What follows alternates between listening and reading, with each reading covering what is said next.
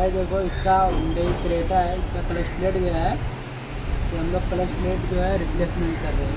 ये देख सकते हैं पूरा क्लच प्लेट जो है पूरा ख़त्म हो गया है। ये देखो,